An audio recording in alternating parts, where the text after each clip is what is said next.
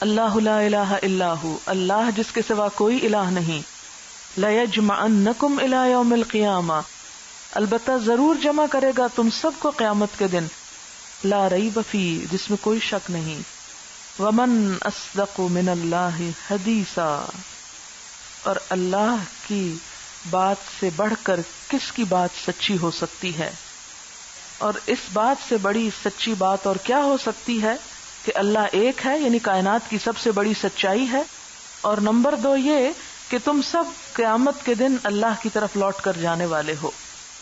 یہ 2 باتیں ایسی ہیں، یعنی ایمان باللہ اور ایمان بالآخرہ، جو انسان کی زندگی میں اس کی اصلاح کی ضامن ہوتی ہیں۔ وہ شخص اتنا ہی دین کے قریب ہے جس کی زندگی میں جتنا اللہ کی ذات سے تعلق اور آخرت کا خوف ہے جس کے اندر۔ فما لکم، تو کیا ہے تم کو، فی المنافقین فئتین، کہ تم منافقوں کے بارے میں 2 گروہوں میں بٹ گئے ہو، 2 رائے رکھتے ہو۔ کس کو کہا جا رہا ہے؟ مسلمانوں کو۔ فما لکم، کیا ہے تم کو، یہ کیا جو ہے یہ انکار کے معنوں میں ہے، استفہام انکاری ہے، استفہام انکاری۔ استفہام کا کیا مطلب ہوتا ہے؟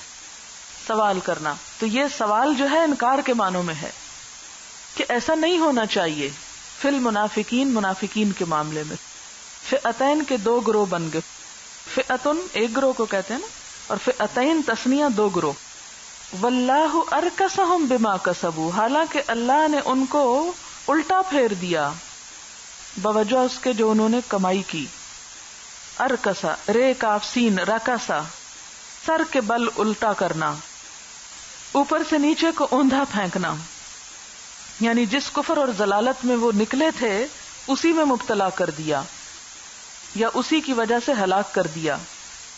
اب یہ کن منافقوں کی بات کی جا رہی ہے یہ جاننا ضروری ہے۔ بعض لوگوں نے کہا کہ یہ اس سے مراد جنگ احد میں جو منافق پیچھے رہ گئے تھے وہ ہیں، لیکن یہ درست نہیں ہے یہ بات، کیونکہ آگے کی آیات اس تفسیر سے میل نہیں کھاتی۔ اس سے مراد وہ لوگ ہیں، وہ منافق ہیں جو مکہ میں اور عرب کے دوسرے حصوں میں اسلام قبول کر چکے تھے، مگر ہجرت کر کے دارالاسلام کی طرف منتقل ہونے کی بجائے بدستور اپنی کافر قوم کے ساتھ ہی رہتے تھے، یعنی انہوں نے اپنے اسلام کا کھل کر عملی طور پر اظہار نہیں کیا۔ اور پھر کیا ہوتا تھا کہ بسا اوقات وہ شرم ہی شرم میں اپنے کافر ساتھیوں کے ساتھ مل کر مسلمانوں کے خلاف لڑنے کو بھی آ جاتے۔ اب مسلمانوں کے لیے ایک عجیب کشمکش کی بات تھی کہ ان سے لڑیں یا ان کو چھوڑ دیں، کیا کریں ان کے معاملے میں، تو اس کا یہاں پر جواب دیا جا رہا ہے۔ فرمایا کہ تمہیں ان کے معاملے میں 2 رائے نہیں ہونی چاہیے۔ اتریدون ان تہدوا من اضل اللہ، کیا تم چاہتے ہو کہ جسے اللہ نے ہدایت نہیں بخشی اسے تم ہدایت دے دو؟ ومن یضلل اللہ، اور جس کو اللہ بھٹکا دے، فلن تجد له سبیلا، تو ہرگز تم اس کے لیے کوئی راستہ نہ پاؤ گے۔ کہاں کا راستہ؟ صراط مستقیم، ہدایت کا راستہ۔ ودوا لو تکفرون کما کفروا، وہ تو یہ چاہتے ہیں کہ تم بھی کفر کر دو جیسا کہ انہوں نے کفر کیا، یعنی بظاہر اسلام کا تھوڑا بہت اظہار کرتے ہیں ورنہ اندر سے ابھی تک وہ کافر ہیں، کیونکہ کافروں ہی کے ساتھ ان کی ہمدردیاں ہیں۔ فتکونون سوا، تو تم سب برابر ہو جاؤ، کس میں؟ گمراہی میں۔ فلا تتخذوا منہم اولیاء، تو ان میں سے کسی کو اپنا دوست مت بناؤ۔ حتی یہاجروا فی سبیل اللہ، یہاں تک کہ وہ اللہ کے راستے میں ہجرت کریں، کیونکہ اگر ہم اس کو جنگ احد کے منافقین اور مدینہ کے لوگ سمجھے تو وہ کہاں ہجرت کر کے جائیں گے، وہ تو وہیں تھے پہلے ہی۔ تو اس سے مراد کیا ہے؟ دیگر علاقوں میں جہاں سے ہجرت کرنا چاہیے تھی انہیں۔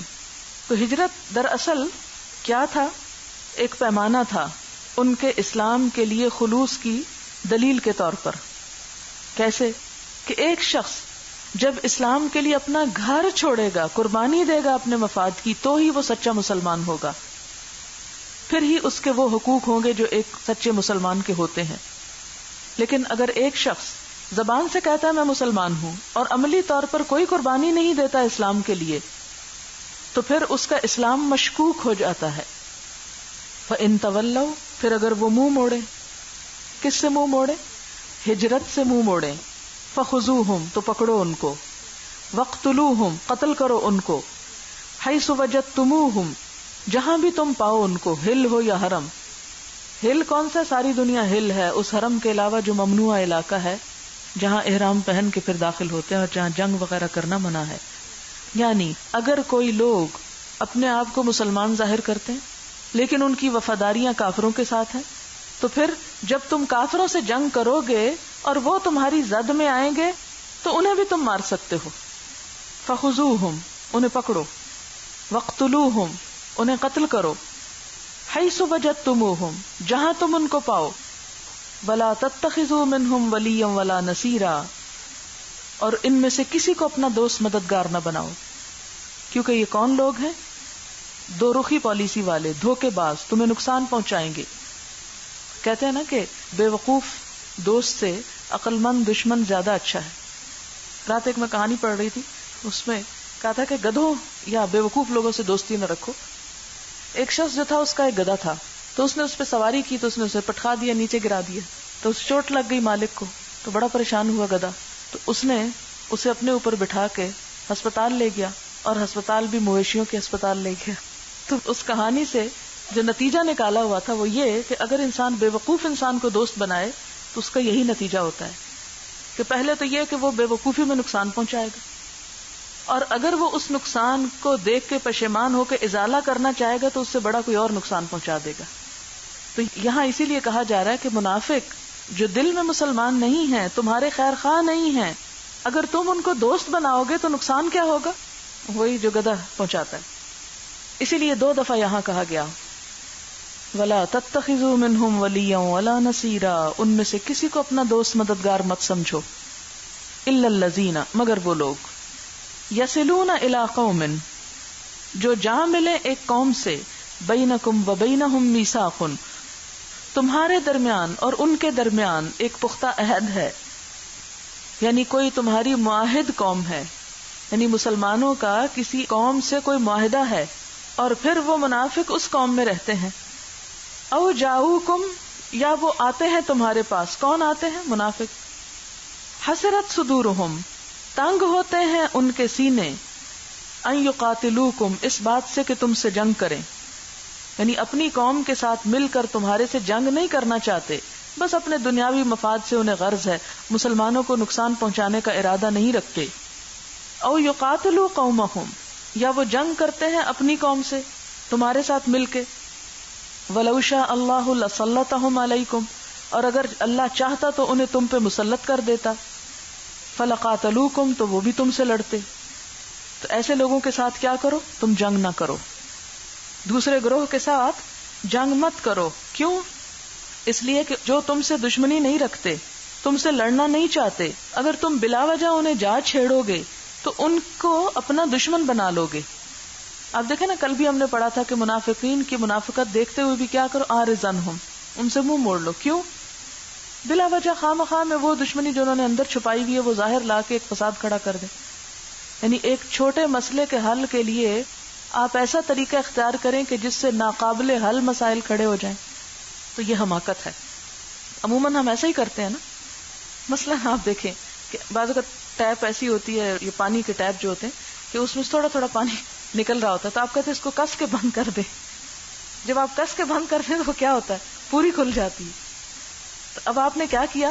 ایک چھوٹے مسئلے کے حل کے لیے ایک بڑا مسئلہ کھول دیا، بڑی مشقت میں مبتلا ہو گئے. تو یہ ہے تو ٹیپ کا مسئلہ، لیکن ساری زندگی میں یہ اصول سمجھ لیں کہ کبھی کسی چھوٹی بات پہ دل تنگ ہو کے ایسی دشمنی مت مول لیں کسی سے، یا ایسا بڑا فتنہ مت اٹھائیں کہ وہ سمیٹنے کے قابل نہ ہو، یعنی جس کا پھر کوئی حل ہی نہ ملے آپ کو.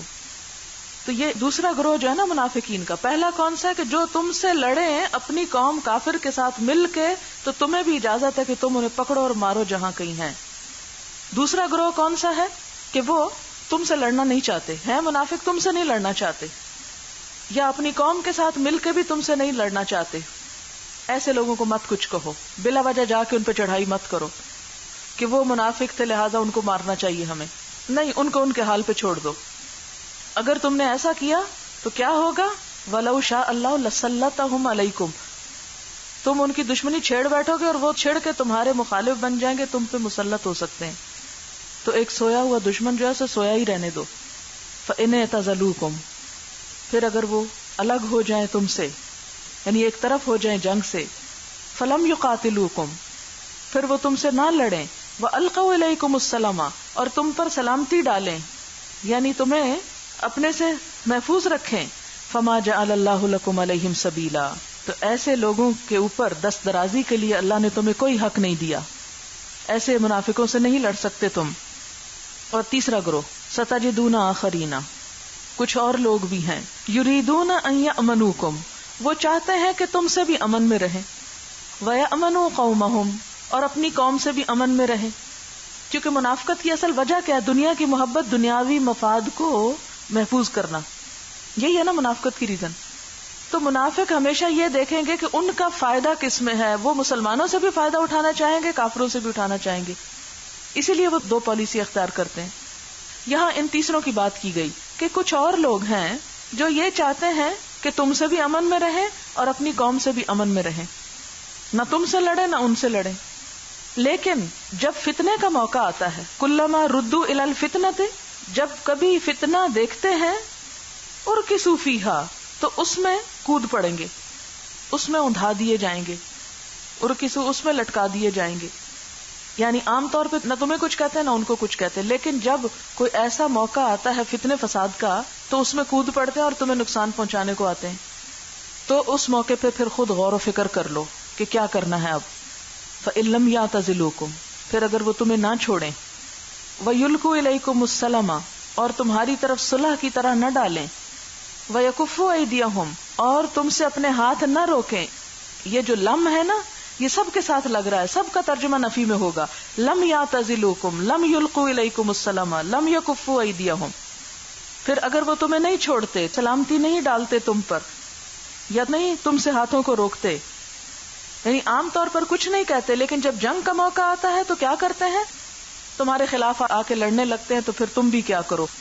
فخذوہم، پکڑو ان کو، وقتلوہم، قتل کرو ان کو، حیث ثقفتموہم، جہاں کہیں پاؤ تم ان کو، یعنی ہل میں یا حرم میں، وَأُولَئِكُمْ جَعَلْنَا لَكُمْ عَلَيْهِمْ سُلْطَانًا مُبِينًا، تو ایسے لوگوں کے اوپر ہاتھ اٹھانے کے لیے ہم نے تمہیں کھلی چھٹی دی ہے۔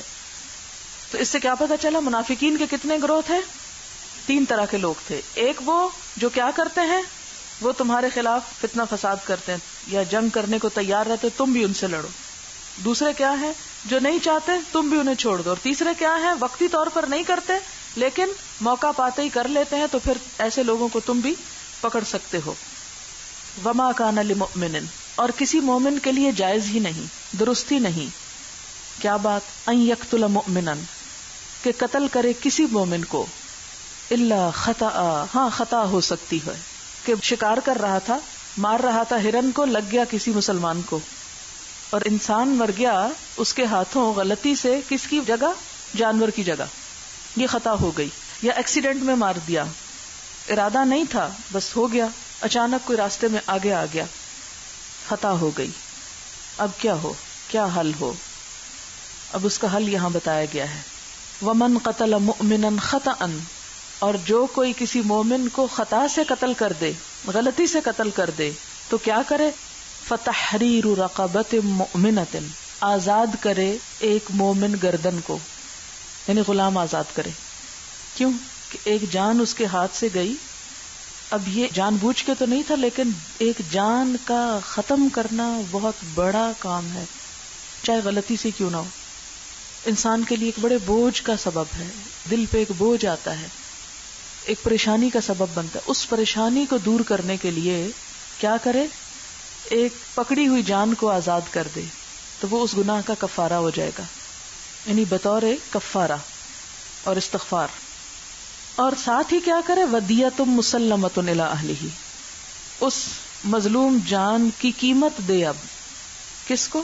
اس کے گھر والوں کو، اہل ہی سے مراد اس کے وارث ہیں، اس کے وارثوں کو خون بہا دے، دیتن، دیتن کا روٹ ہے واو دالیے، ودا یدی ہوتا ہے بہنا، ودی، واو دالیے کا معنی کیا ہے؟ بہنا، وادی بھی اسی سے ہے جہاں سے پانی بہتا ہے، یعنی خون بہا، دیت کو اردو میں کیا کہتے ہیں؟ خون بہا، یعنی خون کی قیمت، جان کی قیمت، مسلمتن، سپرد کی گئی، اور ایک دوسرا معنی ہوتا ہے پوری پوری سلامت، آدھی نہیں پوری.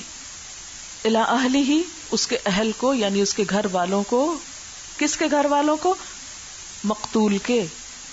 الا، ہاں، ان یصدقوا، کہ وہ صدقہ کر دیں، معاف کر دیں، کہ کوئی نہیں ہم نے معاف کیا، ہم نہیں لیتے، کون سا جان بوجھ کے کیا تھا، غلطی ہو گئی تھی، چلو چھوڑ دیتے ہیں. بسا اوقات قریبی رشتہ داروں میں ہو جاتا ہے. ابھی ریسنٹلی مجھے کسی نے بتایا کہ ان کے بھائی کا بیٹا اور اس کی خالہ کا بیٹا کزن تھے آپس میں، تو عید کے دن دونوں بیٹھ کے پسٹل سے کھیل رہے تھے اور دونوں بہت پکے دوست تھے. تو ایک دوست کے ہاتھوں غلطی سے دوسرے دوست کو گولی لگی اور وہیں ڈھیر ہو گیا. وہ دونوں بچے تھے، ٹین ایجرز. تو اب آپ دیکھیں کہ دوست بھی تھے، رشتہ دار بھی تھے. اب ایسی صورت میں ظاہر ہے کہ انسان سوچتا ہے کہ جو ہونا تھا ہو گیا، اب ان سے کیا معاوضہ لیا جائے یا کیا مانگا جائے. تو انہوں نے کچھ بھی نہیں لیا، معاف کر دیا. تو ایسی صورت میں معاف بھی کیا جا سکتا ہے، لیا بھی جا سکتا، قانونی حق ہے تو معاف کیا جا سکتا ہے.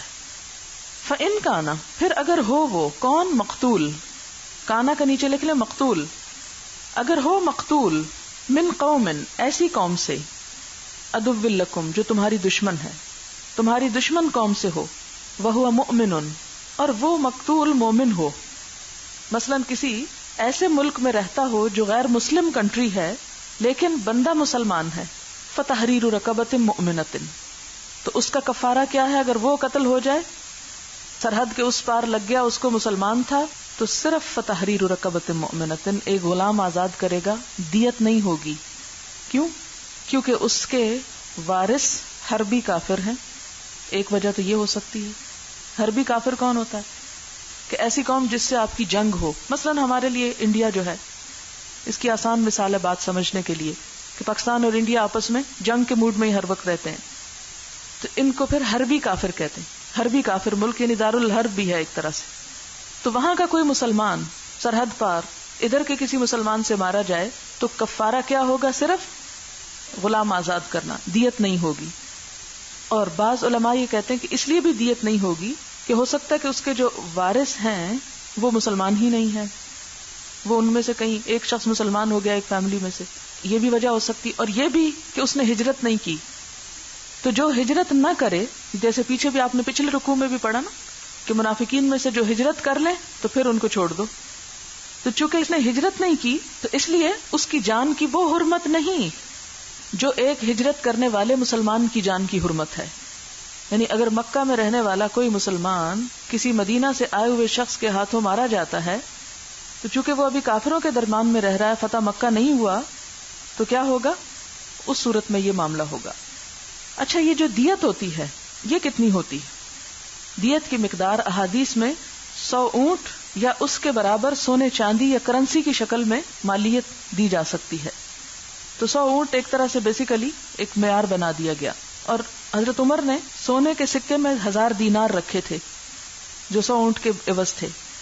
آج کے دور میں پاکستان میں جیسے ہر سال دیت کی قیمت بدل جاتی ہے، کیونکہ 100 اونٹ کی قیمت میں کمی یا زیادتی جیسے بھی ہوگی اس کے مطابق قیمت بدل جائے گی. بہرحال وَإِن كَانَ مِن قَوْمٍ، اور اگر وہ ایسی قوم میں سے ہے، بَيْنَكُمْ وَبَيْنَهُمْ مِيثَاقٌ، کہ تمہارے اور اس کے درمیان کوئی معاہدہ ہے، جیسے مسلمانوں نے، مدینہ والوں نے اور بہت سے لوگوں سے معاہدے کر رکھے تھے، فَدِيَةٌ مُسَلَّمَةٌ إِلَىٰ أَهْلِهِ، تو ایسی صورت میں اگر حربی کافر نہیں معاہد ہیں تو دیت دی جائے گی. وَتَحْرِيرُ رَقَبَةٍ مُؤْمِنَةٍ، اور ایک مومن گردن کا آزاد بھی کرنا ہوگا. فَمَن لَمْ يَجِدْ، اور آج کے دور میں جیسے غلام نہیں ہے تو کیا کیا جائے؟ فَصِيَامُ شَهْرَيْنِ مُتَتَابِعَيْنِ، روزے رکھے 2 مہینے مسلسل کنزیکٹیولی. اگر ایک بھی چھوڑا تو پھر نئے سرے سے. ہاں، پیریڈز وغیرہ یا حیض نفاس کی حالت جو ہے وہ معاف ہے، جیسے رمضان میں ہوتا ہے. یعنی جیسے رمضان کے روزے فرض درجہ رکھتے ہیں نا، ایسے ہی اس کے لیے پھر کیا ہوگا؟ 2 مہینے روزے رکھنے ہوں گے. یہ کس قتل کی سزا ہے؟ غلطی سے. اتنی حرمت ہے مومن کی جان کی. ایک حدیث میں آتا ہے کہ ساری دنیا کا زوال، ساری دنیا کا فنا ہونا کم ہے اللہ کے نزدیک ایک مومن کی جان جانے سے. لیکن آپ دیکھیں کہ مسلمان جب مسلمانوں ہی کو قتل کرنے لگے اور ایک کھیل بن گیا، کتنے بڑے جرم کے مرتکب ہو رہے ہیں، کتنا غضب برستا ہوگا اللہ کا. اور پھر ایسے لوگوں کو جیسے حکیم سعید وغیرہ تھے. تو یہ بہت بڑا جرم ہے، کسی معاشرے کے لیے بہت بڑی ہلاکت کی بات. حج کے موقع پہ آپ نے فرمایا تھا نا کہ کون سا مہینہ ہے، کون سا دن ہے، کون سی جگہ ہے، اور جب بتایا گیا کہ حرمت والا دن، حرمت والا مہینہ، حرمت والا شہر، تو فرمایا کہ ایک مومن کی حرمت اس سب سے بڑی، اس سب سے زیادہ، اس کی جان کی، عزت کی، آبرو کی. یعنی ایمان کی اتنی قیمت ہے اللہ کے نزدیک. اسی لیے غلطی سے بھی قتل ہو جائے تو بھی کیا کرو، 2 مہینے کے روزے، اگر غلام آزاد نہیں کر سکتے. توبۃ من اللہ، یہ توبہ کا طریقہ ہے اللہ کی طرف سے، یہ توبہ کا طریقہ ہے. تو جیسے کل پرسوں میں نے بتایا تھا کہ توبہ کچھ گناہوں پر تو نیکی کرنے سے خود بخود ہوتی جاتی ہے، ان الحسنات یذہبن السیئات، لیکن کچھ گناہ ایسے ہیں کہ جس پر توبہ کی نہ جائے تو انسان کی معافی نہیں ہے. اور کچھ گناہ ایسے ہیں کہ جن میں توبہ کے ساتھ جب تک کفارہ نہ دیا جائے تو اس وقت تک معافی نہیں ہوگی. دیت تو وارث معاف کر سکتے ہیں، یہ غلام کا آزاد کرنا معاف نہیں ہو سکتا. اگر کوئی ایسا غریب شخص ہے کہ اس کے پاس ہے نہیں کچھ، تو پھر وہ کیا کرے بیچارہ، اس کی مدد کریں لوگ تاکہ وہ اپنا کفارہ دے سکے. وکان اللہ علیما حکیما، اور ہے اللہ علم والا، حکمت والا. اسی طرح یہ ہے کہ اگر کوئی مثلاً بیٹا ماں کو مار دے تو کس کو ملے گی دیت؟ سارے وارثوں کو ملے گی. جس طرح وراثت تقسیم ہوتی ہے نا، ایسی دیت ہو جائے گی پھر. اور پھر اگر کوئی روزے نہیں رکھ سکتا، بیمار ہے، بوڑھا ہے، تو اسے پھر اس کا کفارہ دینا ہوگا جیسے روزے کا دیا جاتا ہے فدیہ. وَمَن يَقْتُلْ مُؤْمِنًا، اور جو کوئی قتل کرے کسی مومن کو متعمدًا، جان بوجھ کے تو فَجَزَاؤُهُ جَهَنَّمُ، اس کی جزا جہنم ہے. خالداً فیہا، اس میں ہمیشہ رہے گا. وغضب اللہ علیہ، اس پر اللہ کا غضب. ولعنہ، اس کی لعنت. وأعد له عذابا عظیما، اور اس کے لیے اس نے بہت بڑا عذاب تیار کر رکھا ہے. قیامت کے دن سب سے پہلے خون کا فیصلہ ہوگا. اتنی سخت سزا بیک وقت کسی اور گناہ کی بیان نہیں کی گئی. غضب اللہ علیہ، لعنہ، اعد له عذابا عظیما. اور یہاں یہ یاد رکھیں کہ قتل خطا میں دیت اور کفارہ ہے. جو قتل عمد ہوتا ہے یعنی جان بوجھ کے متعمدن، تو اس میں قصاص ہوتا ہے. قصاص کیا ہے کہ جیسے کسی نے قتل کیا اس کو پکڑ کے قتل کر دیا جائے یا خون بہا لے لیا جائے. یعنی اگر وارث کہتے ہیں کہ یعنی چھوڑ دیں تو پھر وہ خون بہا. وَمَن يَقْتُلْ مُؤْمِنًا مُتَعَمِّدًا فَجَزَاؤُهُ جَهَنَّمُ خَالِدًا فِيهَا، جو شخص کسی مومن کو جان بوجھ کر قتل کرے اس کی جزا جہنم ہے جس میں وہ ہمیشہ رہے گا. ہمیشہ. کیوں ہمیشہ؟ کیوں ہمیشہ میں کمی کیوں نہیں ہو سکتی؟ اتنی سخت سزا کیوں سنائی گئی؟ اور پھر مزید بھی سزا. وغضب اللہ علیہ ولعنہ واعد له عذابا عظیما. اتنی بڑی سزا اس لیے کہ قتل کا جرم ایسا جرم ہے جس کی تلافی ممکن نہیں، جس کی تلافی ممکن نہیں. کچھ جرائم ایسے ہوتے ہیں کہ جن کے کرنے کے بعد آپ اس کی تلافی کر سکتے ہیں. مثلاً آپ نے چوری کی تو جو مال چرایا تھا اسے واپس کر دیں. اگرچہ چوری بھی بڑا گناہ ہے، کبیرہ گناہ ہے، لیکن تلافی ہو سکتی. اسی طرح کچھ اور گناہ بھی ہو سکتے ہیں. لیکن جب کسی شخص کی جان چلی جاتی ہے تو وہ جان کسی صورت واپس نہیں لائی جا سکتی. یہ بہت بڑا جرم ہے، اس لیے اس کی سزا بھی بہت بڑی ہے. اور اگر کوئی شخص توبہ کے بغیر مر جاتا ہے تو خواہ وہ آدم کا بیٹا ہی کیوں نہ ہو، ایک پیغمبر کا بیٹا، اس کے لیے بھی معافی نہیں ہے. اور اس کی سزا صرف جہنم نہیں، جہنم میں ہمیشہ رہنا ہے. خالدن فیہا. تو سوچیں جو لوگ جہالت میں یہ کام کر رہے ہیں وہ اپنے لیے کتنی بڑی آزمائش اور کتنے بڑے دکھ کا سامان کر رہے ہیں. ان سب کو خبردار کرنا اور بتانا ہم پر لازم ہے، کیونکہ ہم ایک اسلامی ملک اور اسلامی معاشرہ ہوتے ہوئے اس قسم کے جرائم کو اپنی آنکھوں کے سامنے دیکھتے. ہر روز کی اخبار اٹھا لیں، شاید ہی کوئی اخبار ایسی ملے آپ کو جس میں کسی قتل ناحق کی خبر نہ ہو. اور یہ تو چند خبریں آتی ہیں، چند خبریں، جبکہ حقیقت میں اس سے کہیں زیادہ یہ کرائم ہے. کسی بھی معاشرے کے اندر ایک بہت بڑا ناسور ہے جس کا علاج مسلسل کوششوں سے ہی ہو سکتا ہے. وآخر دعوانا ان الحمد للہ رب العالمین. سبحانک اللہم وبحمدک نشہد ان لا الہ الا انت نستغفرک ونتوب الیک. والسلام علیکم ورحمۃ اللہ وبرکاتہ.